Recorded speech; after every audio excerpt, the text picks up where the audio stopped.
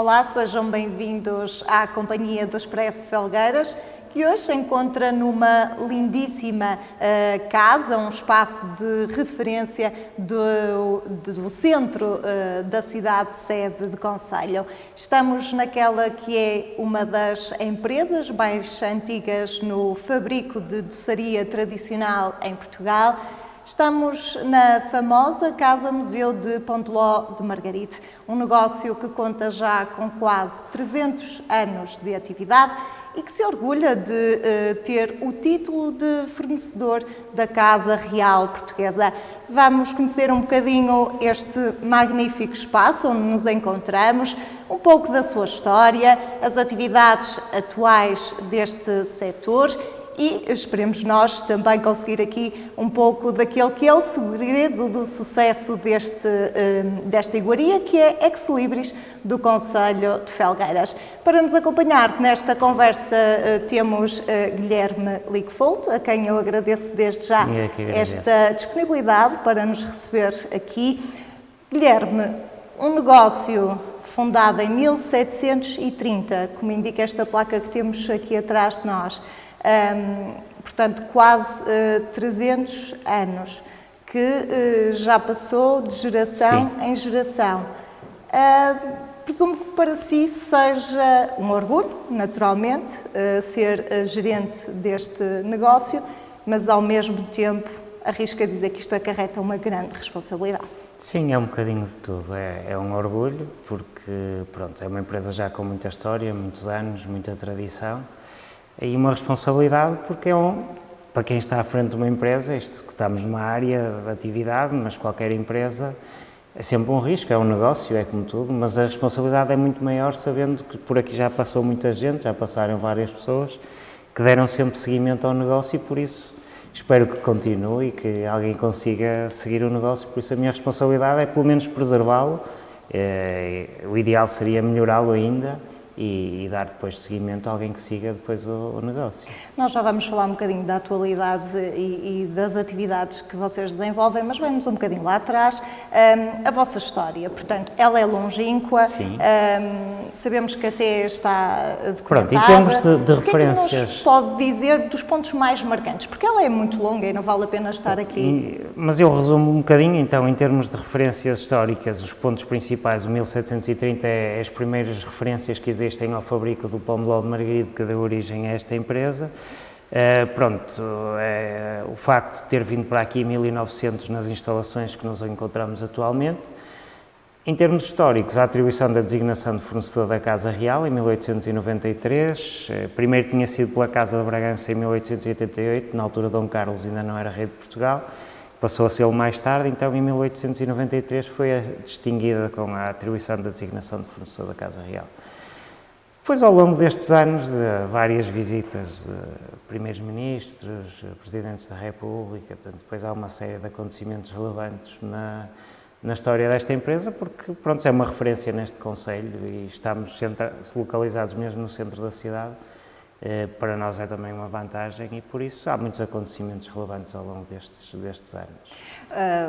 A iguaria chama-se Pão de Ló de Margaride, porque foi precisamente nesta freguesia que tudo começou, não no espaço onde nos encontramos, sim, como referiu muito bem, só cá estão instalados, só não, mas estão cá instalados desde 1900, sim, há 120 anos. Mas a designação do nome vem do facto de tudo ter nascido aqui. Sim, portanto, a origem deste doce, do pão de ló de Margaride, foi nesta freguesia onde nos encontramos. Hoje é uma união de freguesias, mas este espaço, este sítio concretamente, é a freguesia de Margaride, a antiga freguesia de Margaride.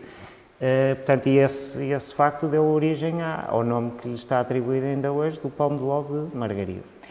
Disse bem que o negócio tem passado de geração em geração, não esteve sempre na mesma família.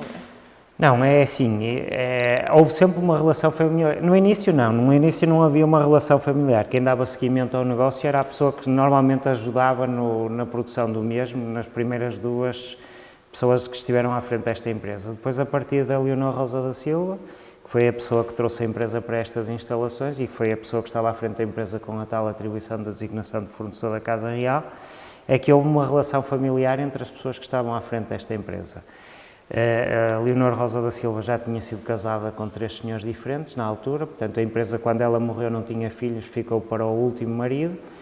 Por sua vez, depois, quando faleceu, deixou ao irmão, que seria então a pessoa que teria uma ligação familiar com este, e depois veio na descendência normal, tradicional de pai para filho, depois para o primeiro José Maria, depois para o segundo José Maria, depois para o José Carlos, pronto, e depois houve a sequência normal. E o Guilherme, como é que vem cá parar? Pronto, estas instalações onde nós nos encontramos, para além de serem uma empresa, é uma casa de habitação. Portanto, eu e os meus irmãos crescemos e nascemos e vivemos aqui, até casarmos, irmos para a universidade, normalmente. Portanto, todos nós vivemos neste espaço e portanto, nascemos aqui. A nossa relação com esta empresa é o que faz parte da vida familiar, faz parte da empresa, está tudo aqui misturado, porque vivíamos aqui dentro, propriamente. Vocês designam esta casa de casa-museu porque, efetivamente, quem cá entra, aqui respira-se história, muitos dos objetos e dos instrumentos que cá estão reportam precisamente àquilo que tem vindo a ser esta atividade deste negócio, mas convém dizer que isto não é só museu, não. Aqui é a vossa fábrica. Exatamente. Este espaço está funcional. Sim, as pessoas que nos visitam, muitas vezes recebemos as visitas de grupos e acontece o mesmo que acontece agora, isto está parado, não estamos em uma elaboração, normalmente funciona da parte da manhã, mais aos dias da semana, entre as 6 da manhã e o meio-dia, depende um bocadinho da quantidade produzida, mas muita gente que aqui chega, imagina que isto é contar tipo uma história, vamos contar agora aqui uma história e mostrar um local, mas não, tudo o que aqui está continua a funcionar, portanto o pão de ló é cozido e as cavacas ainda nestes fornos, por isso, apesar deste aspecto antigo, tudo o que aqui está funciona ainda. Guilherme, e tudo ainda é feito maioritariamente de forma artesanal ou já Sim, o força dos tempos vai... Não, há aqui algumas alterações ao longo destes 121 anos relacionados com alguns equipamentos que antigamente funcionavam manualmente, as batedeiras ou as maceiras eram à manivela, as senhoras ficavam ali a dar à manivela, agora há cerca de 60, 70 anos, têm uns motores fazem com que as pás girem, então batam a massa. Portanto, há aqui algumas adaptações, até porque estamos numa área alimentar, a nível de normas da HACCP, higiene no trabalho, por isso há aqui algumas alterações que foram feitas, mas pelo menos esteticamente tentamos preservar o espaço mais ou menos da mesma forma. Para termos uma ideia, quantas pessoas trabalham aqui? Depende muito da altura do ano. Durante o ano somos cerca de 7 pessoas aproximadamente. Mas depois, naquelas alturas de Natal e Páscoa, aí somos mais, porque o trabalho assim o exige, temos mais produção e por isso temos que ter mais pessoas para ajudar, quer no fabrico, quer nas vendas, portanto, nessa altura somos mais. A receita do pão de ló de margaride, ovos, farinha e açúcar, o segredo... Acho que é arriscado perguntar. Não, é assim, o segredo hoje em dia também nesta área, nesta indústria, é um bocadinho difícil de sabermos, de haver segredos, até porque basta fazer análise ao produto, uma série de coisas e quase que, não digo que sabemos a receita à grama, mas muito aproximado. Eu acho que a questão do produto em si, este pão de ló é caracterizado por ser um pão de ló de massa leve, antigamente chamava-se mesmo pão leve, massa fofa, mas um pão de ló seco, não é aquele pão de ló de creme de ovo ou um pão de ló mais úmido. A característica mesmo dele é ser um pão de ló mais seco. Essa, uma das principais razões é um dos ingredientes do ovo, utilizamos praticamente só a gema de ovo, retiramos a clara e isso faz com que seja um pão de ló mais seco. O segredo tem a ver com as características, com o próprio sítio, com as pessoas que o fazem, tudo isso lhe dá as características únicas. Não quero com isto dizer, o gosto é relativo, não é? Há quem diga que gosta mais de um ou de outros, é sempre diferente, não é? Agora, mesmo se calhar eu com a mesma receita que faço aqui, se a fizer em casa ou noutro espaço, se calhar fica diferente. Porque os fornos são diferentes, as batedeiras são diferentes, a forma como eu faço é diferente. E por isso as características que ele tem neste espaço é que o tornam diferente. Não quero com isto dizer, mais uma vez, que seja, para mim é o melhor, mas claro que aceito quando às vezes me dizem que gostam mais de outro género. Claramente. Essa receita é de conhecimento de todas as pessoas que trabalham aqui ou está apenas na família? Esta receita já desde, eu lembro-me dos meus pais, a minha irmã, pronto. Há uma parte do processo de fabrico, normalmente relacionado com os ovos, que depois é feita uma mistura com as pessoas que aqui trabalham. Portanto, ainda hoje, nem que seja por uma questão, não é só mística, mas ainda hoje se mantém essa parte do processo de fabrico. Ou seja, as pessoas que cá trabalham não procedem a a execução de todo o processo de fabrico. Isso ainda acontece atualmente. Mas pronto, como lhe disse, ainda não é um segredo em si, ainda mas... cautelam aqui algum segredo. Pronto, eu sei que não lhe quer chamar muito bem isso, mas... Uma tradição. Uma tradição, e de facto, se vocês são apelidados de serem diferenciadores, têm que manter aqui também se calhar o facto alguma informação que tem que ser só vossa. Às vezes perguntam o segredo até da longevidade e da continuidade, se calhar até é não mexer muito, é não estragar aquilo que já está feito, não é? Porque, por exemplo, imagine, eu podia querer, o facto de nós estarmos neste sítio de trabalho tem as suas vantagens e desvantagens. Em termos de local de trabalho não é dos melhores, posso lhe dizer, porque o facto de estarmos num primeiro piso, andar com sacos de farinha ou de açúcar de 25 kg às costas não é muito bom. O facto das batedeiras hoje em dia, estas demoram cerca de 45, às vezes 1 hora a bater, e se calhar num equipamento moderno em um quarto de hora tem uma massa batida. Há uma série de constrangimentos que já não são tão funcionais, digamos assim. Pronto, mas a evolução, se nós passássemos para uma evolução normal das empresas, que seria modernizar-nos, nós perdíamos as características desta empresa, ou seja, o que nós estamos a fazer hoje não estávamos aqui porque isto deixava de existir. Ou então passava a ser só um espaço de visita para mostrar como era feito antigamente, não é? Nós agora mostramos como ele é feito agora, se bem que é à moda antiga, digamos assim. O espaço continua a ser o mesmo. Isto, pronto, nós podíamos evoluir e passar para uma empresa mais moderna, com equipamentos mais modernos, seguramente mais industriais, com outra capacidade de resposta, com uma série de vantagens. Por exemplo, o facto de utilizarmos estes fornos, às vezes, eu gosto do pão de ló mais escuro, mais claro, eles saem quase todos diferentes, apesar de 99 serem muito aproximados. Porque se utilizássemos equipamentos mais modernos, seria muito mais fácil conseguirmos uma receita exatamente 100% exatamente igual. E assim, se calhar, é 99% ou 98% igual. Muito bem. Referiu há pouco que este é um espaço laboral, onde efetivamente vocês fabricam o vosso produto, mas é também um espaço de visita. Portanto, há aqui a promoção de visitas guiadas. Como é que funciona? Pronto, normalmente temos dois tipos de visitas. Existem os grupos maiores, que normalmente são operadores turísticos, ou pessoas que visitam, ou que já sabem, ou visitam a nossa página da internet, onde é possível marcar as visitas, 2, 3 pessoas, o número de pessoas que for necessário, mas há essas visitas mais pequenas, e há os tais operadores turísticos, normalmente é um autocarro, no máximo de 50 pessoas, às vezes pode ser mais do que um, depende.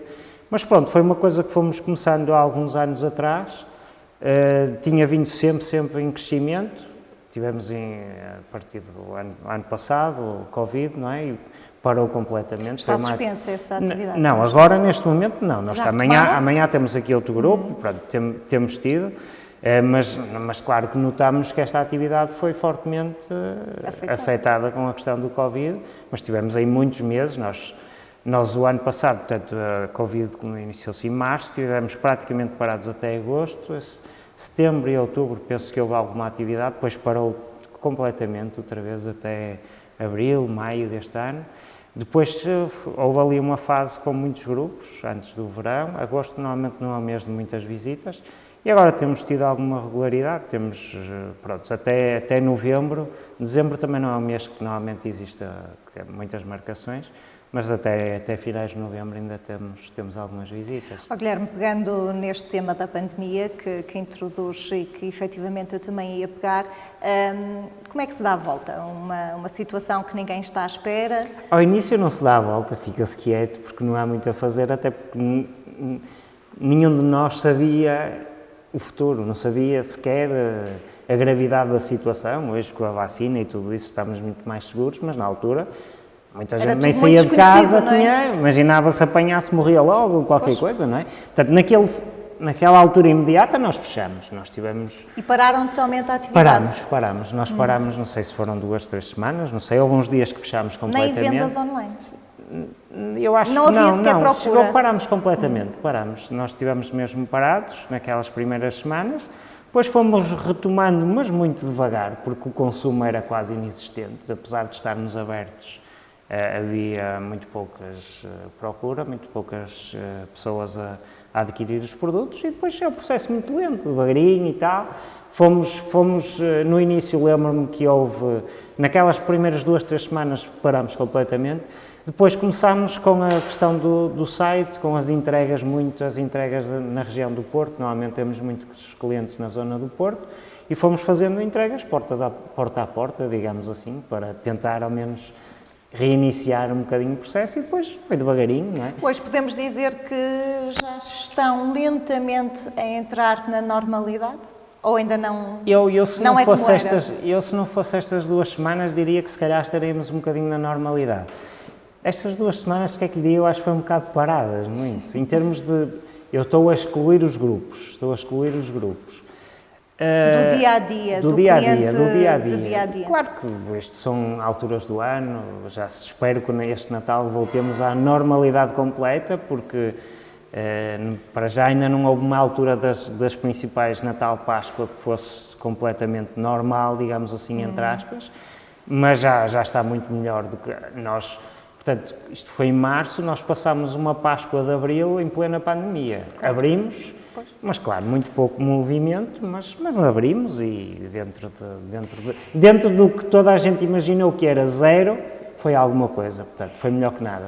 É aí que está também um dos segredos do sucesso deste negócio, é o não desistir perante as adversidades?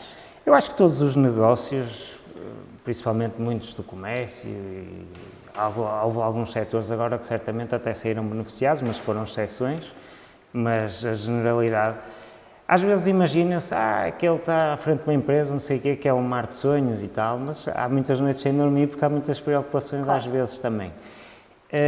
Pronto, é preciso imaginar às vezes, isto depende muito das nossas fases, às vezes até a nível pessoal, às vezes estamos um bocado mais... Inspirados? Sim, às vezes inspirados, outras vezes nem por isso e deixamos, claro, o barco andar, como se costuma dizer, porque pronto, esta empresa, já não digo que esteja em velocidade de cruzeiro, mas pronto, não é, a atividade corre normalmente, digamos assim, se nós deixarmos de correr, não é? Agora, depende do nosso estado de espírito. Se nós quisermos deixar correr, deixamos. Eu, neste momento, estou cansado da normalidade, muito sinceramente. E espero evoluir para... Está com vontade de fazer coisas novas, é o cansaço, até se calhar foi o Covid, se calhar às vezes nem tudo é mau. Se calhar foi o Covid que fez parar tanto, que uma pessoa até fica tão tempo parada que pensa, se calhar é melhor fazer alguma coisa, não é? E depois é o facto de, pronto, normalmente para quem tem família, como eu que tem filhos, tem que, se calhar, imaginar um dia mais tarde, não se sabe o futuro, ninguém sabe, não é? Mas ou algum deles segue, ou algum deles ter o que fazer, ou se calhar não, mas pronto, pensamos na vida, se calhar depois não parar já por aqui e começar outra vez. E nesses pensamentos que tem tido ultimamente e nessa vontade de fazer a diferença e algo de novo por este negócio, há já alguma ideia em concreto? Há mais ou menos, é que o problema é sempre a mesma questão, isto tem a ver com questões de investimento que são... Porque eu às vezes, há pessoas que me dizem, e eu normalmente digo que o negócio é fácil dar opinião na casa dos outros, e é verdade. Eu também sei que é fácil fazer aqui muita coisa, agora o problema é conciliar isso com a questão económica, porque o edifício é grande, é assim, nós vamos ter que começar devagarinho, não é? Porque, imagina, é muito bonito, vamos chegar aqui, mas é preciso 1 milhão de euros, tá? E agora, não é? A questão é muito bonito, eu também tinha muitas ideias e muitos projetos e muita coisa. Mas se calhar mais vale começar aos bocadinhos e devagar e ter uma ideia de negócio no global, dar os passos no seguimento de alguma coisa, não é? Mas se calhar começar por um bocadinho mais pequenino e depois ir dando os passos. Agora, é como lhe digo, isto depende muito do nosso estado de espírito. A minha ideia nesta altura, e quase certeza, é que... Agora, eu acho que isto, eu estou a falar isto hoje, daqui a se calhar 2 ou 3 ou 4 ou 5 meses as pessoas vão dizer, está na mesma, claro. Estou a falar nisto hoje, se calhar começamos a ver alguma coisa daqui a um ano, ou isso é como lhe digo, que é um Guilherme, mas passaria lento. muito pela aposta neste edifício, neste espaço, sim. ou na expansão de outras instalações? Não. Passaria tudo aqui por este espaço. Porque acho que o espaço em si também é que lhe dá a diferença. E é muito mais fácil fazer a gestão tudo num espaço. Claro que podia passar para outro espaço e fazer a gestão noutro, mas aí se calhar o investimento ainda era maior. Não, mas passaria tudo por este espaço. Sempre uma aposta aqui, neste edifício que é já a referência na cidade, no concelho. Sim, mas está a ver, a tal referência, se calhar até para se, de alguma forma... Continuar a manter-se como referência, é um bocado isso. Mas eu se calhar tenho às vezes um bocado de receio que isto já se tenha perdido um bocadinho, a referência. Já sei que as pessoas daqui conhecem e tal, mas se calhar a referência que era há 50 anos atrás já não é hoje também, não é? Se calhar também em virtude da evolução dos próprios tempos.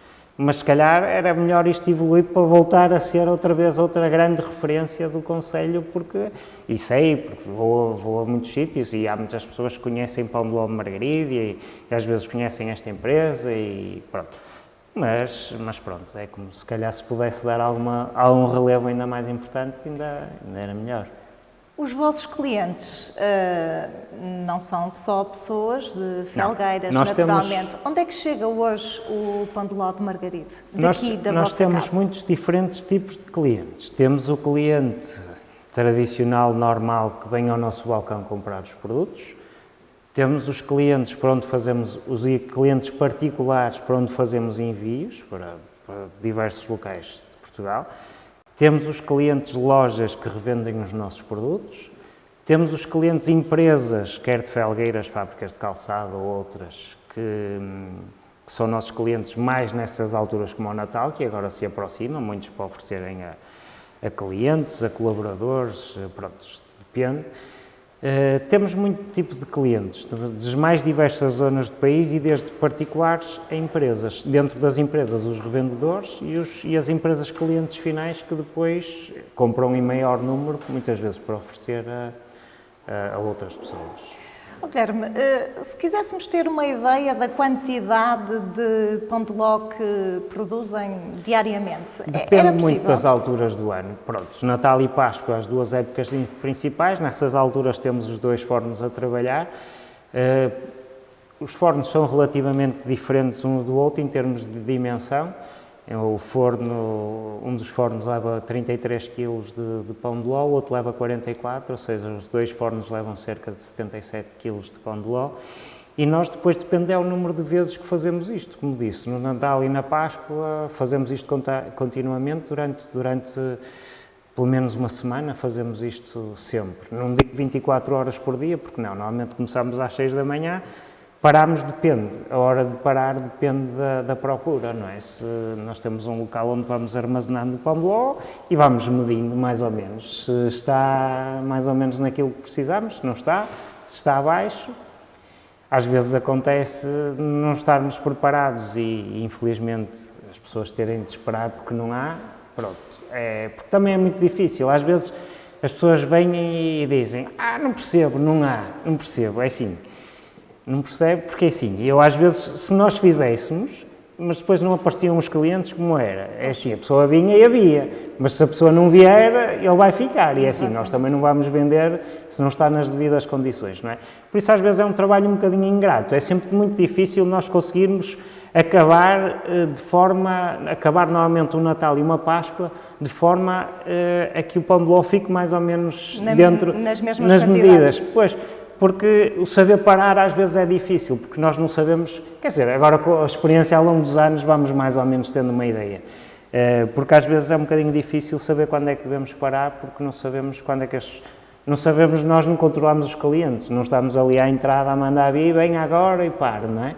Por isso às vezes é um bocadinho difícil, mas é tal coisa, ao longo dos anos vamos Na altura da Páscoa, vocês têm aqui um evento que acaba por ajudar a projetar e aumentar as vendas, digamos assim, que é o Festival Sim, foi um evento já de criado já há alguns anos atrás, pela Câmara, a organização da Câmara Municipal de Felgueiras, do qual estão representados os produtores de pão de ló, quer do concelho, quer nacionais e muitas vezes até internacionais. Já tivemos alguns expositores de Espanha, Itália, de vários países.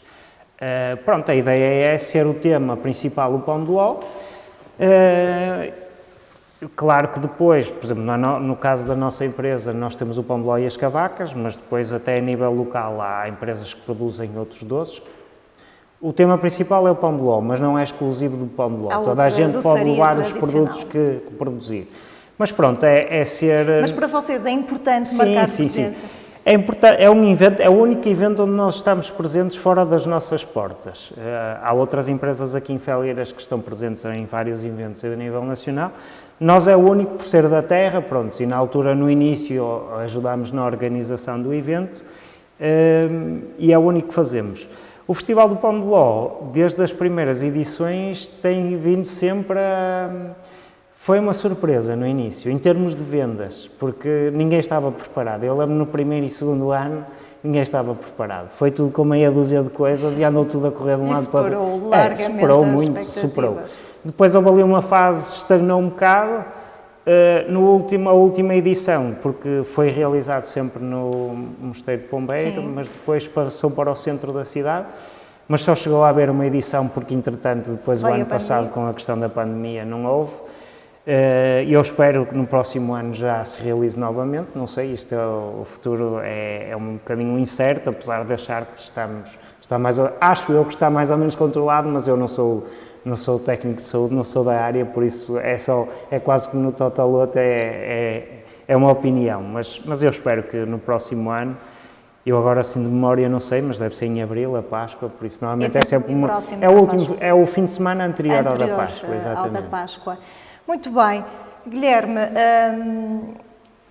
que outras novidades podem estar aí? Agora estamos praticamente às portas do Natal, vai haver aqui alguma novidade para colmatar um bocadinho este período mais parado ou vão manter a vossa normalidade? Vamos manter um bocadinho a nossa normalidade, é assim, já sabemos que o Natal é uma altura de maior procura, o que pode haver novidades é termos mais, digamos, online e tudo isso com contactos de clientes, campanhas, tudo isso de divulgação, propriamente não são campanhas em termos de preços ou qualquer coisa, mas digamos que em termos de funcionamento normal da empresa será mais uma época de Natal, digamos assim.